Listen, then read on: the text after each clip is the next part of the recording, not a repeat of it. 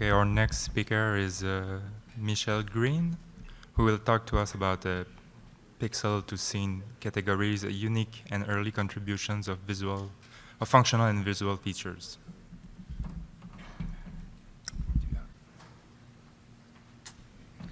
All right, thank you for your patience. So as you heard in the last talk, one of the fundamental aspects of human visual intelligence is our ability to rapidly and seemingly effortlessly understand novel visual inputs despite their complexity and despite their diversity. And one of the questions that guides my whole research agenda is, how do we do this? How do we get from a noisy pixel-based representation to something that has full semantic meaning and do so as quickly as we do?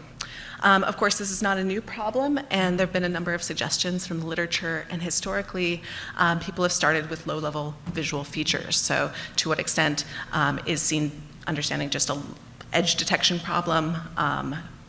What are the contributions of the Fourier amplitude spectrum, color histogram statistics, texture statistics, and so on. And we know that if we take these features, put them into a classifier, you can read out scene categories. So they're sufficient for categorization. And increasingly, we're understanding that human observers use these features and that they drive both behavioral and neural responses.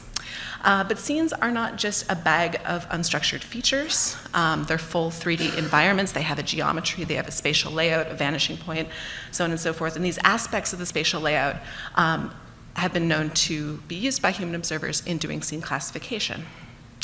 Beyond this, the entities within the scene, the objects and the regions, these have meaning, we can label them.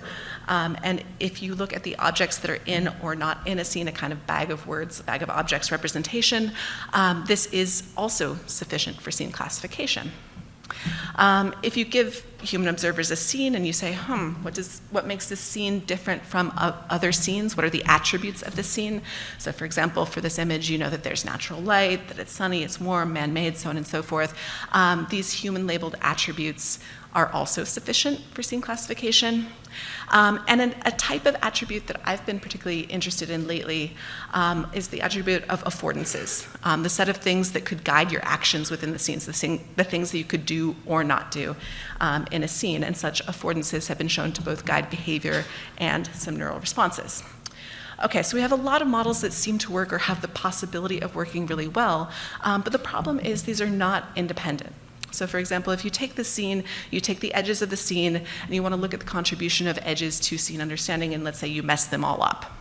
You're changing not only the distribution of edge orientations, but you're destroying aspects of the 3D layout, you're making the objects less recognizable. Similarly, if you're saying, well, okay, let's start at the top, let's introduce a new object in that changes the meaning of the scene, like let's say it's Shark Week, that not only changes the meaning of the scene, but it's also introducing new visual features, new colors, new orientations, so on and so forth. So we can't really win going from either direction. And so I see scene understanding as really paralleling the parable of the blind philosophers touching the elephant. If you're touching the trunk, it feels like a hose. If you're touching the body, it feels like a wall. If you're touching the leg, it feels like a tree. And similarly, in this field, if you're looking for attributes, you find evidence for attributes. If you're looking for objects, you find evidence for objects. But really, these are all part of one unified whole, and it's hard to get our heads and hands around what is that whole. So the goal of this talk is to try to determine the independent contributions of a number of popular feature spaces to scene categorization, to do so in a time-resolved way using high-density EEG.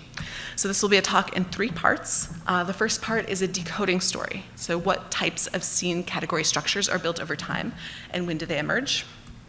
Part 2 is an encoding story. So to what extent do each of these independent feature spaces contribute to EEG activity?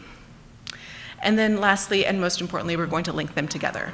So how do these feature spaces contribute to the parts of the EEG that are related to categorization? So diving right in, we had participants observe over 2,000 natural scene images from 30 different scene categories while we were recording high-density 256-channel EEG. In terms of decoding for each of the 256 channels, we took a 40 millisecond sliding window and using a linear SVM tried to read out category information from each of these 30 categories. So this is a nice procedure. It gives you both some spatial information as well as some time-resolved temporal information.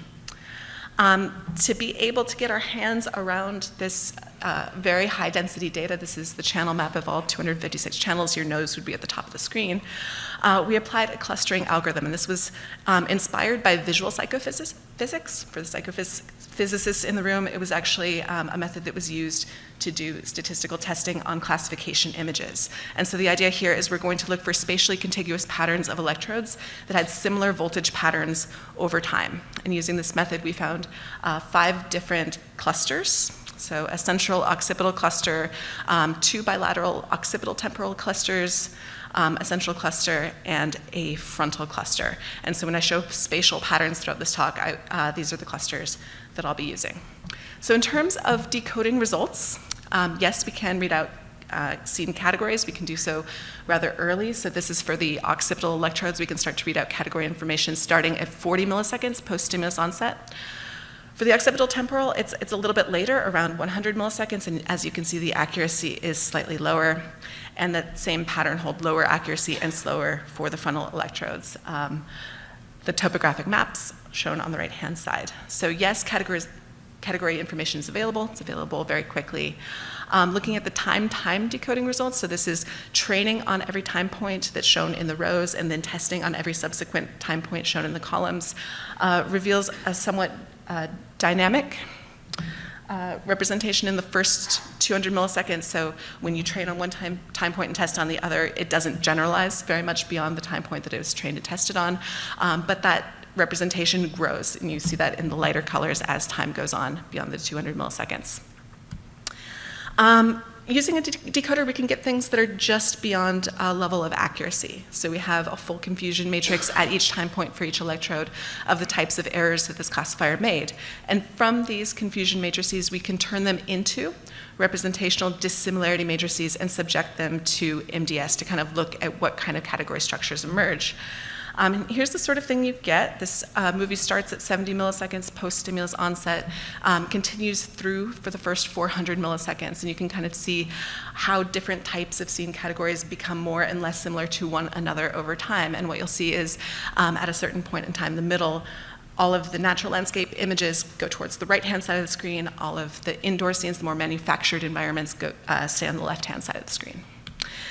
To get a more quantitative feel of this, wanted to look at the extent to which these structures conform to a number of different superordinate category structures. So the scenes from this experiment were taken evenly from indoor environments, urban environments, and natural landscapes. Do they conform to that tripartite kind of distinction shown on the right-hand side? Alternatively, other people have suggested other types of organizations, whether it's indoor versus outdoor or natural versus man-made. Can quantify this using something called the category boundary effect, and this is ostensibly how correlated are the gray zones versus the black zones. And so plotting that here, we observed a significant category boundary effect for this 3-level superordinate distinction starting around 200 milliseconds post-stimulus onset. And interestingly, we did not observe any evidence for either the indoor-outdoor distinction or the natural man-made distinction at any point. So this seems to be the type of way that our brains organize these scene categories. So that was the decoding story. In the encoding story, we want to see, okay, to what extent can we explain this brain activity with a number of different feature spaces? Tried to use a number of different feature spaces spanning the whole range from low-level features to very high-level conceptual features that have been proposed in the literature. In terms of low-level, we've got a Gabor wavelet pyramid model using both color and LAB color and luminance, the GIST features from Oliva and Tralba, as well as the Porti and Simoncelli texture statistics. The so-called high-level features require human intelligence to be able to map. So these are aspects of the scene that were mapped by human observers. So the objects that were within the scene, the functions of the scene, the things you could do within the scene, and free-form attributes. We're going to also compare this to a couple of layers of a deep neural network just for some benchmarking, looking at one lower-level layer, the second convolutional layer in a pre-trained AlexNet, as well as a higher-level layer, the first fully connected layer. And the last model is a semantic or lexical model. It reflects simply the WordNet level distance between the scene category names. But as I said in the outset, these things are not independent, so we want to make them independent. And more recently, there's been a lot of excitement around this idea of variance partitioning, taking models and being able to suss out using partial correlations what is independent versus what is shared variance between a number of different models. And these are great, and I'm really excited about them. But it gets complicated as you add more and more models, not only because it makes it harder to draw these beautiful Venn diagrams, but also there come some issues in the interpretation. So the goal here is I want to make these fully and completely independent, and I'm going to do that in 2 stages. The first is before the experiment even began, it was in stimulus selection. And the second is using a statistical method. We're going to whiten the data or sphere the data to remove any correlations that were there. So I'm going to step through those really quickly. The 30 scene categories that we viewed, I'm showing them here, were determined by the optimal odds algorithm of Bruss. And this is actually a method of solving the so-called stable marriage problem. But the idea is we took draws of 30 categories from the 900 categories in the Sun database, observed the correlations between these categories in a number of different feature spaces. So here's how categories cluster in terms of functions, how they cluster in terms of some visual features, how they cluster in terms of objects.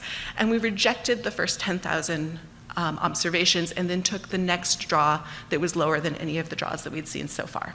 So they're not globally as decorrelated as possible, but pretty good.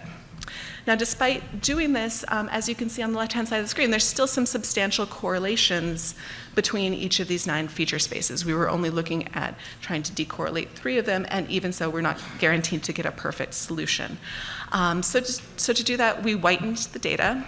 So many of you are aware when you're doing a whitening transform, you're taking some set of correlated data X, you're transforming it into some decorrelated data Z subject to some whitening matrix, where the whitening matrix has to obey this property. Now, there are many different whitening matrices that can do this, and a fairly recent statistical paper showed that the ZCA whitening algorithm, which has a whitening matrix of this form, keeps your data as similar to its original form as possible while still whitening the data. And that's a really good property for what we're trying to do. And this is just a sanity check showing that that's true. So on the left-hand side of the screen, these are the correlations of the original features with their Z-transform version. The mean correlation here is 0.84. And on the right-hand side are the correlations among all the Z-transform data. So they all are 0. So it is doing what we want. Yay.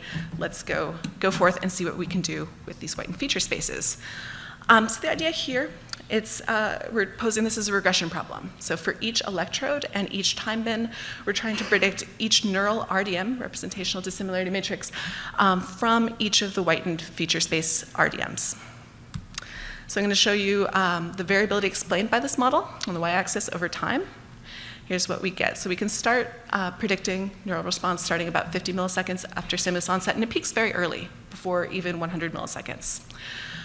Looking at this spatially in terms of the 5 clusters that I showed you, here's what the occipital cluster looks like, the occipital temporal, and the frontal. And these are all relatively subtle differences. So because they don't really change very much in terms of either both onset of explained variability or in terms of magnitude, I'm going to collapse. For subsequent analyses, I'm going to collapse all electrodes together. So this was looking at all 9 of the feature spaces together. Let's start breaking these apart. And the first thing that I want to do is look at these low-level visual features, these things that come from filters, and I'm going to plot these in red and compare them to these high-level visual features, these things that require human intelligence, and I'm going to plot them in blue. And here's what you get. And the very obvious thing is that the low-level visual features obviously explain a lot more variance than the high-level features, and more sustained variance as well. The interesting thing is, and the thing that I didn't necessarily expect, is that the onset of explained variability is virtually identical. So you start explaining variability, but whatever we're able to capture in the EEG is not doing as good of a job capturing the high-level features compared to the low-level, but they seem to be available at a similar amount of time. If we break this up and look at each individual model together. So the intensity here, the lighter colors correspond to more explained variability. You can see, obviously, there's more lighter colors for the low level than high level.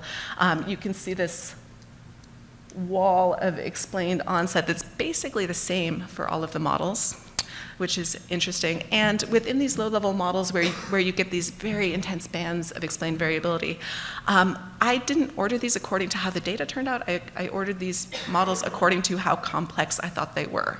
And so what you can see in this band that kind of goes diagonally here is the more complex I think the model is, the later it seems to peak, which is interesting as well. So now that we see how well these explain just the ERP data, I want to link these together. So not all parts of the ERP data were related to categorization per se. So let's look at just the parts that were related to categorization and link them together. So the way that we're doing this, rather than trying to predict neural RDMs, we're going to take each of the RDMs that were taken from the decoder, from the confusion matrix, and see how well those are predicted by each of the 9 feature spaces. And here's what we get. The chance level of performance is the horizontal gray band, but you can see that between 100 and 300 milliseconds post-stimulus onset, we're able to predict category-related activity from these feature spaces. Looking at the regression coefficients, and we can do this lawfully because they are decorrelated. Here are the significant ones within this window. So we see a contribution from the lowest of the low-level feature models. We see it from the Gabor wavelet pyramid. We see it from both of the neural network features. We see it from functions, and we see it from attributes. And just to take a slightly deeper dive and to look at the magnitude of these, you can see that the low-level features, the structural features, that wavelet model actually has the highest regression weight with significant but fairly modest contributions from both functions and attributes. And I think this is really cool because this is showing that our categorization is not a low-level phenomenon or a high-level phenomenon. It takes the joint contribution of both these low-level and high-level features, and they seem to do it at a fairly similar time course. Not something that I expected from this model in starting out, and not something that I think many of you might expect either. So in the roadmap, looked to tell you an encoding story, a decoding story, and one in between. The things that I want you to take away are that we can see what types of scene category structures there are. It seems that our superordinate category structure is related to 3 levels, both natural and man-made and urban. We can see kind of evidence for that feed-forward sweep that starts from occipital and goes towards frontal. When we're just trying to predict EEG data, you get a lot more bang from your buck for the low-level features, but the high-level features are there, and they're there at a similar point in time, which is interesting, and that the part of the EEG that's related to categories also contains information from both low and high-level features. So with that, I'd like to thank my co-author. I'd like to thank you for your attention. If you're interested in this sort of stuff and interested in doing a lot of the major follow-up questions that this work asks, we are recruiting a postdoc, so please come talk to me.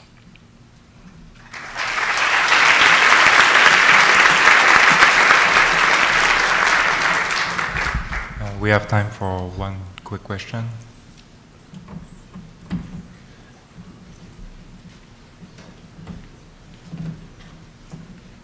Very cool stuff. So I'm wondering if you've looked at the relationship between the EEG confusion matrices and behavioral data. We wish we had behavioral data. So you might have seen from the x-axis that these scenes were on for 750 milliseconds. The confusion matrices from behavior, like they were finger errors, basically. Everybody was at ceiling and there wasn't anything. Like in an ideal world, you'd want to have behavior instead of the classifier's confusion matrix. Some follow-up work is going to reduce the amount of time that the images are on the screen to get that. But yeah, we don't have it yet.